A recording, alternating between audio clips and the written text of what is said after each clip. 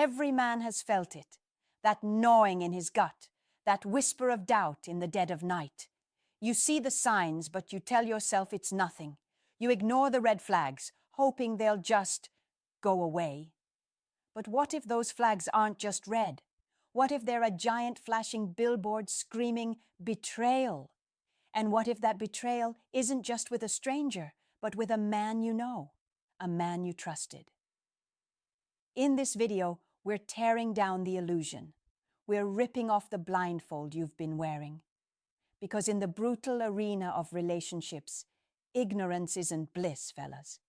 It's a death sentence to your self-respect. This isn't for the faint of heart. This is for men who are ready to face the ugly truth, to reclaim their power, and to stop being played for fools. This script, men, is around 20 minutes long, and it's packed with the hard truths you need to hear.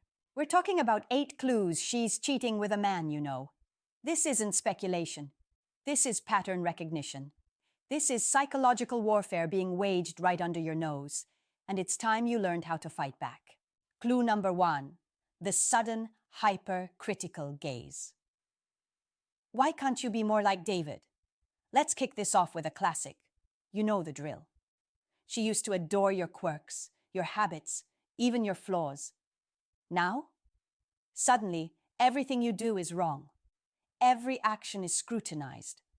But here's the venomous twist. She's not just criticizing you, she's comparing you. And guess who the shining example is? Some friend, some colleague, some family acquaintance you both know. The psychological manipulation. She's trying to justify her emotional and likely physical investment in another man. By tearing you down, she elevates him in her own mind. She's creating a narrative where you're the problem, making her betrayal feel less like a choice and more like an escape.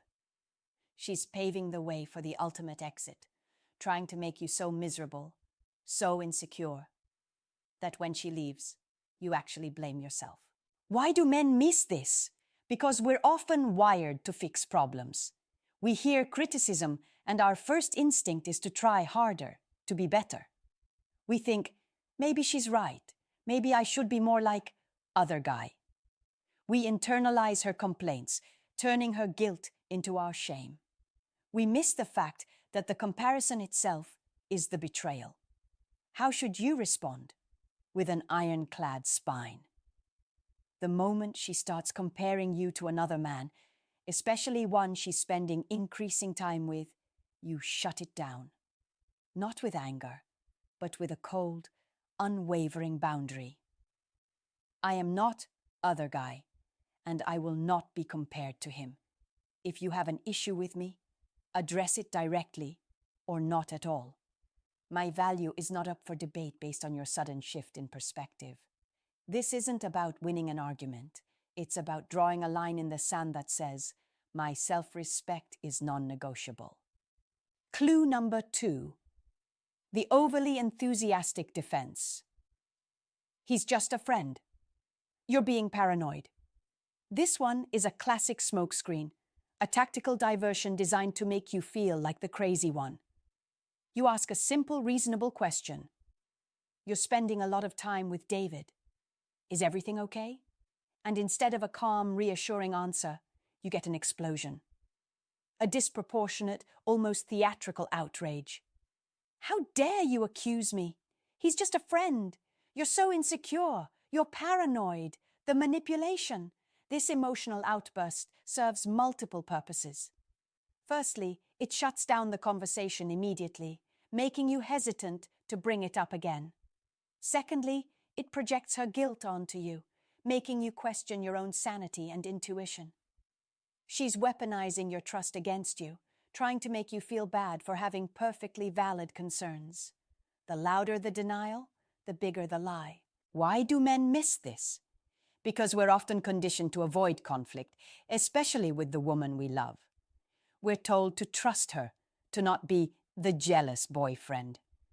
When she hits us with that emotional barrage, we retreat, fearing we're crossing a line, when in reality, she's the one obliterating it. We doubt our gut feelings because her reaction is so extreme, so convincing. How should you respond? You don't back down. You don't get defensive. You meet her emotional hurricane with calm, unwavering certainty. My concerns are valid, and your reaction only intensifies them. I'm not accusing you, I'm observing patterns. If he's just a friend, then a reasonable conversation about the amount of time you spend together and why I'm feeling pushed aside should be easy. Your refusal to discuss it calmly is the problem, not my observations. Then, and this is crucial, observe her next move. A truly innocent person seeks to reassure. A guilty one seeks to control the narrative through intimidation. This is heavy, I know. But you signed up for the truth. If you're getting value from this, if your eyes are starting to open, then hit that like button right now. And if you've experienced any of this, drop a comment below. What was the one sign that finally shattered the illusion for you? Share it. Let's build a brotherhood of awareness here. Clue number 3, the sudden obsession with privacy. Can I just have my space? Or, don't look at my phone. We all value our privacy, but there's a difference between healthy boundaries and a sudden, impenetrable fortress being built around her digital life and personal space. She used to leave her phone lying around. Now it's glued to her hand, screen down. She used to be open about her day. Now, details are vague, fragmented, or actively withheld. The common excuse? I just need my space, or you're suffocating me. The manipulation? She's creating a private world where her illicit activities can thrive undetected.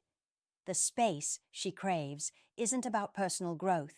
It's about carving out a zone of secrecy. Her phone isn't just a device. It's a direct line to her betrayal, and she knows it. By demanding privacy, she's demanding permission to hide, and she's using the language of healthy boundaries to mask her deceit. Why do men miss this? Because we're constantly bombarded with messages about respecting boundaries. We're afraid of being labeled controlling or insecure. We overcompensate by giving too much space, too much trust, even when our instincts are screaming. We tell ourselves, she deserves her privacy, failing to differentiate between a healthy boundary and an active cover-up. How should you respond? This isn't about demanding access to her phone like a tyrant. It's about observing the change in behavior and addressing the shift in transparency. I've noticed you've become very private with your phone/your schedule lately. It feels like there's a wall going up between us, and that's not how a healthy relationship operates. What's changed? Because this sudden shift in privacy feels like secrecy, and secrecy erodes trust. You're not accusing, you're highlighting a fundamental breakdown in the partnership. A partner with nothing to hide will likely be open to discussing why you feel that way. A guilty one will double down on the privacy demands. Clue number 4, the weaponized schedule. Oh, I forgot to tell you, I'm with David tonight. Remember when plans were made together, or at least communicated clearly? Now suddenly, her schedule is a labyrinth of last-minute commitments. She's out with friends, or working late, or helping out David with an urgency that feels manufactured. And the kicker? You often hear about these plans after they're already in motion, or worse, after they've already happened. The manipulation? She's creating windows of opportunity to be with the other man, using plausible deniability. By making plans spontaneously or communicating them vaguely, she avoids detailed interrogation. Oh, it just came up, she'll say, as if her social calendar is dictated by cosmic forces rather than conscious choices. She's actively carving out time, manipulating her availability to fit his schedule, not yours. Why do men miss this? Because we often want to believe the best. We tell ourselves she's just busy, independent, or spontaneous. We've been taught not to control a woman's movements. We accept her vague excuses because challenging them feels like an attack on her autonomy. We ignore the pattern of these sudden plans, almost always aligning with times she could be with the other man. How should you respond? Stop accepting vague answers. When she pulls the sudden plan card, calmly but firmly state, I've noticed a pattern lately of your plans becoming very last minute or not communicated until you're already out. That makes me feel disconnected and disrespected, especially when those plans involve David. A partnership requires transparency and planning.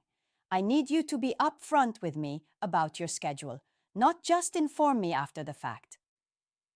This isn't about dictating her life. It's about demanding mutual respect and transparency in the relationship. If she's unwilling to provide it, she's revealing her priorities. Are you seeing the matrix now? Are the pieces clicking into place? This isn't just some casual relationship advice, fellas. This is a battle plan. If you're waking up to these truths, then you need to send this video to every man you know who might be walking around blind. You could save a brother from enduring hell. And don't forget to subscribe, because I'm bringing you more truth bombs every single week.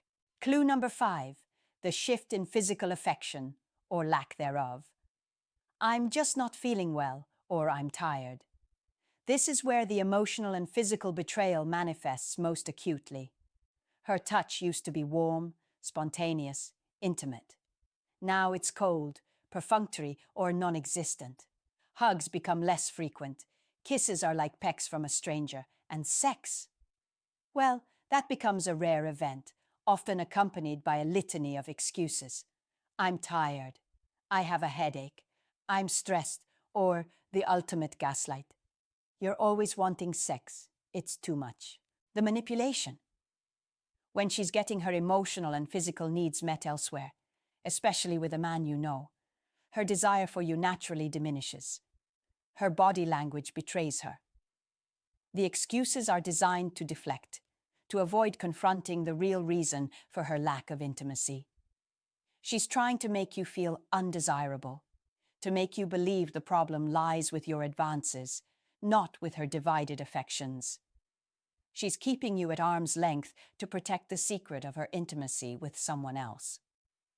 Why do men miss this? Because we internalize it as a reflection of our attractiveness or performance. We blame ourselves. We think, maybe I'm not good enough, or maybe I'm asking too much. We cling to the hope that it's just a phase, or that she's stressed, ignoring the glaring fact that if she truly loved and desired you, she'd want to connect. We miss the direct correlation between her increased secrecy and her decreased physical affection for us. How should you respond? You don't beg for affection. You address the fundamental shift in the relationship. I've noticed a significant change in our physical intimacy lately. It feels like there's a barrier between us. We used to be connected, and now it feels like you're withdrawing. I understand life gets busy, but this feels deeper than just stress or tiredness. What's truly going on? Because this lack of intimacy is a symptom of a larger problem, and it's something we need to address honestly if this relationship is to survive. This forces her to confront the reality rather than hiding behind flimsy excuses. Her reaction will tell you everything you need to know. Clue number 6. The unexplained mood swings and irritability. Everything sets her off. 1 minute she's fine, the next she's snapping at you over nothing. Minor annoyances become major arguments. She's irritable, defensive, and seems to be carrying a constant undercurrent of unspoken tension. You feel like you're walking on eggshells, unsure what will trigger her next emotional outburst. The manipulation? This emotional volatility is often a direct result of guilt, stress, and the psychological burden of leading a double life. She's projecting her internal conflict onto you. She might also be trying to pick fights, creating distance or justifying her bad behavior, so she feels less guilty about her actions with the other man. Her anger becomes a shield, pushing you away so you don't get too close to the truth. Why do men miss this? Because we often try to be understanding. We rationalize it with, she's stressed, it's work, maybe it's hormones. We bend over backward to try and calm her down, to make her feel better, completely missing that her irritability isn't about us at all. It's about her internal chaos and the lies she's juggling. How should you respond? Stop tolerating emotional abuse. Your recent mood swings and irritability are creating a hostile environment in our home. I'm not going to be a punching bag for whatever you're going through. If there's something you need to discuss, we can do it calmly and respectfully. But I will not accept being treated this way. This behavior is unacceptable, and it needs to stop. If you can't control your emotions, then you need to figure out why, because it's impacting our relationship profoundly. You're not accusing her of cheating directly, but you're demanding respect and peace in your own home, forcing her to confront the unsustainable nature of her emotional state. Clue number 7. The accidental mentions of the other man. Oh, David said the funniest thing today. This one is insidious. She's not just talking about him. She's slipping him into conversations with an almost unconscious frequency. You'll be talking about your day and suddenly, oh, David mentioned something similar. Or, he knows a lot about that. It's subtle, almost imperceptible at first, but it starts to add up. His name appears where it never used to. The manipulation? This is often a subconscious or semi-conscious attempt to normalize his presence in her life and, by extension, in yours. By integrating him into your conversations, she's trying to make him less of a threat, less of an outsider. It's also a way to subtly bring him into her thoughts and verbalize her connection to him, testing the waters, seeing how you react to his increasing presence in her narrative. She's creating a comfort zone for his name, blurring the lines of what's acceptable. Why do men miss this? Because it seems innocuous. We don't want to be perceived as jealous, so we often let these little mentions slide. We tell ourselves it's normal for friends to talk about each other. We miss the frequency and the context, the way his name suddenly appears in conversations that have nothing to do with him, the way her eyes might light up just a little when she says it. How should you respond? You don't explode. You observe, and then you call it out calmly but firmly. I've noticed lately that David has been coming up a lot more in our conversations. It feels like he's almost a third presence sometimes. Is there a reason he's been so frequently on your mind, or so relevant to everything we discuss? You're not accusing. You're simply stating an observation and demanding an explanation for a noticeable pattern. The defensiveness or over-explanation that follows will be very telling. Clue number 8. The sudden, aggressive role reversal. Why do you always doubt me? Or, you're trying to control me. This is the ultimate defensive maneuver.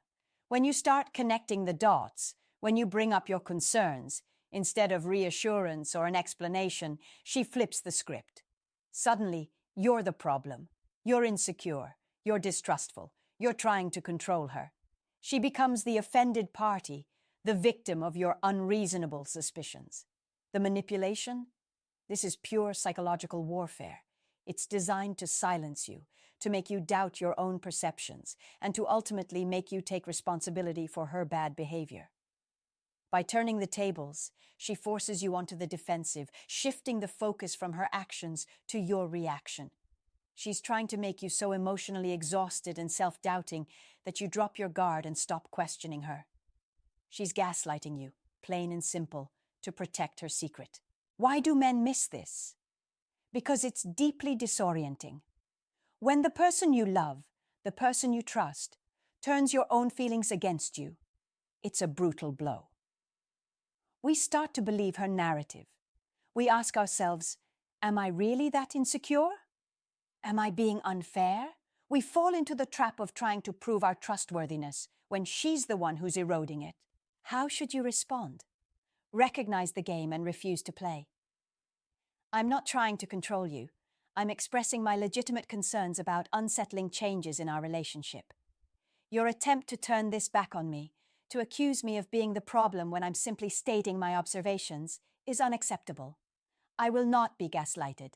My feelings and instincts are valid. If you are unwilling to address these concerns honestly and respectfully, then this relationship has a fundamental problem that goes beyond my doubts. You're taking back your power, refusing to be manipulated, and demanding accountability for the dysfunction she's created. This is a point of no return. There you have it, men. 8 brutal truths, 8 glaring red flags that she's not just cheating, but she's doing it with a man you know, someone she's comfortable with, someone who probably makes her feel safe in her deception. This isn't just a video. It's a wake-up call. It's a roar in the darkness. You might be feeling a swirl of anger, confusion, and fear right now. That's good. That means you're alive. That means you're feeling the primal warning signs. Don't let yourself be a pawn in her game. Don't let yourself be the last to know, the fool at the party. Your intuition, your gut feeling, that's your most powerful weapon. It's screaming at you for a reason. Listen to it. Trust it. I want you to share this video. Share it with your brothers, your friends. Any man you suspect might be caught in this web of deceit. Because far too many good men are walking around blind, tolerating disrespect, and living a lie. It's time to stop tolerating disrespect. It's time to stop making excuses for behavior that diminishes your worth. Your self-respect is not negotiable. Your peace of mind is not a luxury. The truth hurts, but silence kills. It kills your spirit.